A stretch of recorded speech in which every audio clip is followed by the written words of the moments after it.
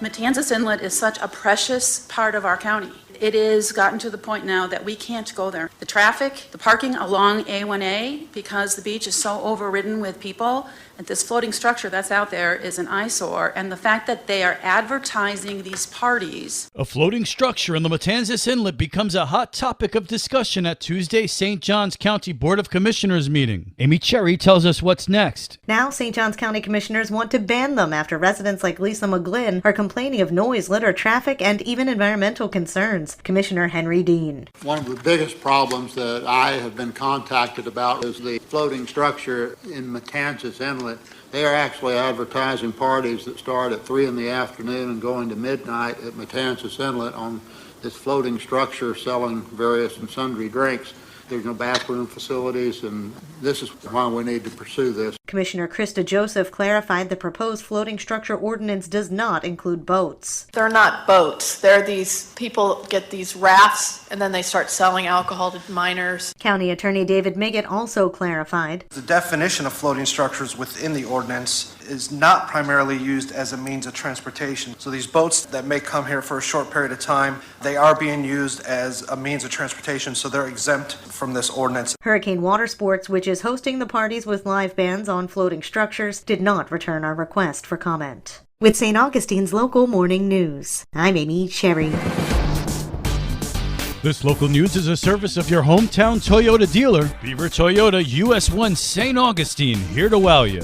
120 vintage cars will leave Francis Field Saturday, headed for Colorado. The practice rally is Friday, and Liz Ryan has details. The Great Race has been thrilling antique car enthusiasts since 1983. There's sort of a pregame at the Classic Car Museum. Owner Sidney Hobbs is very excited. All 120 vintage automobiles will roll in here for their test run before starting the race the next day, Saturday. Everything from 1900 vintage automobiles up to 1974 automobiles and everything in between. This is a rare opportunity and an honor to St. Augustine. It's a chance in a lifetime. If you know anything about automobiles, or even if you don't, this is a once-in-a-lifetime experience. They pick very strategic cities to depart from when they're running the Great Race. St. Augustine happens to be one of those, so it is truly a once-in-a-lifetime event. The Classic Car Museum grounds will really come alive on Friday. There will be food trucks. There will be a lot of spectators, of course. There will be all the participants in the race, and you'll be able to get an up-close and personal look at all these wonderful cars. While you're there, you can go inside and explore the museum. The museum will be open. We have over 108 cars on display within the museum, and we will be open to the public during this time. The Classic Car Museum is a 501c3 charity, and if you've never been there, we're located at 4730 Dixie Highway, which is also US 1. You can also obtain information from our website at ccmstaug.com.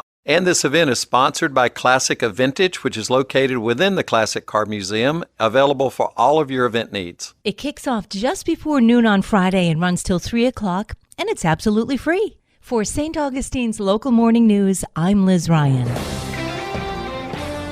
The 2023 season of Music and Art by the Sea continues this evening. Volunteer producer Bill Jones says the fourth event in the series is a salute to the 1980s. So if you've got spandex pants or parachute pants from the 80s, we want you to wear it. Come on out and join the band Slang. They play a tremendous variety of 80s hits, and they'll be playing 7 p.m.